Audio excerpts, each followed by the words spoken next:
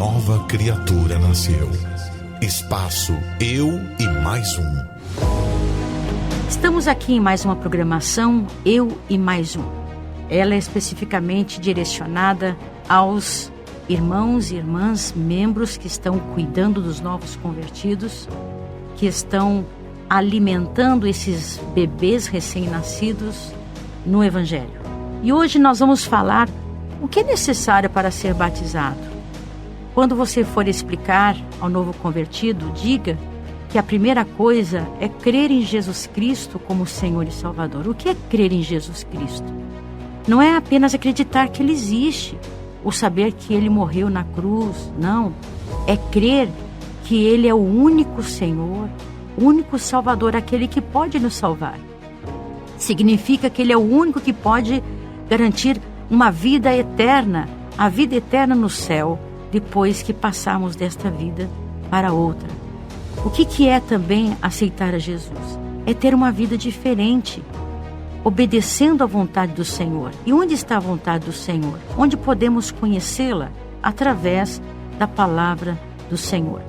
O que é também crer em Jesus? Porque você pode dizer, você precisa crer em Jesus. É ter uma comunhão íntima com Ele.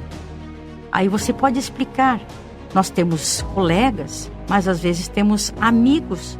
E além disso, temos amigos íntimos, onde nós compartilhamos os nossos sonhos, as nossas dores, os nossos problemas. E é isso que Jesus passa a ser, um amigo íntimo dela. E ela só pode ter essa intimidade com Deus quando ela tem momentos com este amigo, através da oração, através de examinar a palavra dele, que é a Bíblia Sagrada. Segundo lugar, o que é necessário para ser batizado é estar arrependido de seus pecados. A Bíblia diz que a tristeza, segundo Deus, ela traz arrependimento para que a pessoa se sinta totalmente triste com aquilo que ela praticou, né?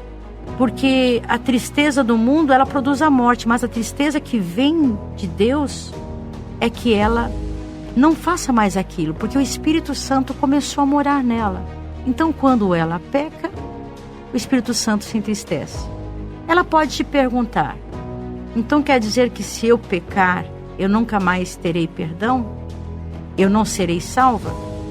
Olha, é muito importante você responder numa linguagem bastante simples, porque ela não conhece muito a palavra, ou seja, não conhece nada da palavra de Deus. Então quer dizer que se eu pequei, eu posso ser perdoado novamente? Sim, a palavra do Senhor diz que nós podemos ser perdoados mais que 70 vezes 7. Mas Jesus também diz, vai e não peques mais. Mas às vezes nós temos os nossos pecados involuntários. O que quer dizer involuntários? Às vezes pecamos sem perceber, né? Porque nós temos ainda dentro de nós uma natureza velha, aquela com que nós havíamos convivido tanto tempo antes de conhecer a Cristo. E às vezes ela quer ressuscitar. Então é uma batalha diária. Mas ela tem o Espírito Santo para ajudar ela a não pecar. Mas se pecar e se arrepender de verdade dos seus pecados, ela terá o perdão de Deus. Então, é muito importante explicar numa linguagem simples, clara e transparente. Explicar também que arrepender-se não é ter remorso. O remorso traz uma tristeza profunda, mas a pessoa pode voltar a praticar os mesmos erros. E o Espírito Santo, ele não trabalha no remorso. Não. Uma pessoa pode ter remorso, porém não tomar nenhuma atitude em relação a esse sentimento.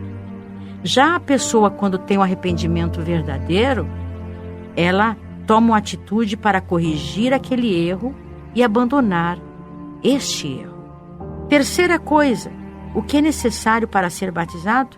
Para nós terminarmos a nossa lição de hoje, você pode talvez receber uma pergunta da pessoa nova convertida. Estar liberta do quê? Eu já sou livre, eu ando pelas ruas da cidade, eu vou onde eu quero.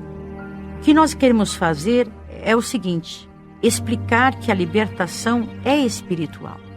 Não estamos falando de uma libertação física, porque um preso pode estar preso fisicamente atrás de grades, mas totalmente preso pelas mãos de Satanás e cadeias invisíveis satânicas.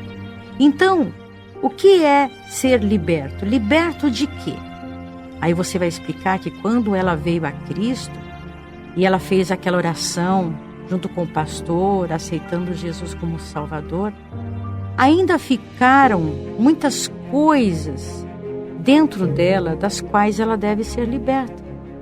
Por exemplo, vícios de fumar, de beber, talvez praticar a mentira, a prostituição, todo tipo de pecado. Então essas pessoas viviam uma vida errada, né? Agora, para nós descermos as águas, temos de deixar de praticar estas coisas. Deixar o Espírito Santo nos transformar, porque por nós mesmos a gente não consegue ser liberto. Não é verdade? Agora nós já conhecemos o que agrada ou não agrada a Deus. É claro que isso não é fácil, não é da noite para o dia que acontece a conversão. Não é da noite para o dia que acontece a libertação. Há pessoas que muitas vezes ficam assustadas que quando vão à igreja, os demônios se manifestam na vida dela e ela pode até pensar e perguntar para você: puxa, quando eu estava longe de Deus, eu tinha tristeza, perturbações, mas eu não tinha essa possessão, eu não caía endemoniada. O que está acontecendo comigo? É muito importante você sempre estar preparado, você discipulador, em oração e jejum. Porque talvez o novo convertido que veio a Cristo, ele talvez esteja possesso e não apenas perturbado. É uma coisa totalmente diferente da outra. Ela pode ser perturbada talvez no seu sono, ouvindo vozes e não estar possessa. Às vezes, talvez, quando você for orar por ela, demônios se manifestam. Que ela não se assuste, explique com bastante paciência que isso é um processo, que há várias legiões de demônios que vão saindo aos poucos e quanto mais ela se aproxima de Deus, mais perto está a libertação total dela. E que Satanás faz ela pensar que está piorando a situação e não melhorando. É muito importante você que está aí cuidando deste bebê recém-nascido espiritualmente falando, que você esteja preparado, porque você está em batalha espiritual muito acirrada contra Satanás, porque ele não ficou satisfeito de ter perdido aquela vida que já estava em suas mãos. Você a resgatou no dia do grande resgate, que foi o dia do projeto Eu e Mais Um. Libertar-se das coisas que o mundo oferece é um processo. Tenha paciência com o novo convertido. Não é na primeira oração, na primeira aula ou nesse contato que vocês estão tendo a libertação imediata, mas que ela busque isso, né? E diga que sozinhos ou sozinha esta pessoa não vai vencer estas coisas. Mas para isso nós temos o Espírito Santo, que é o nosso ajudador. É Ele quem vai ajudar você a transmitir isso ao novo convertido, né? E que quando ela se sentir mal, que ela repreenda, falando: o sangue de Jesus tem poder. Estou livre, estou nas mãos do Senhor. Ore sempre para que isso aconteça no novo convertido.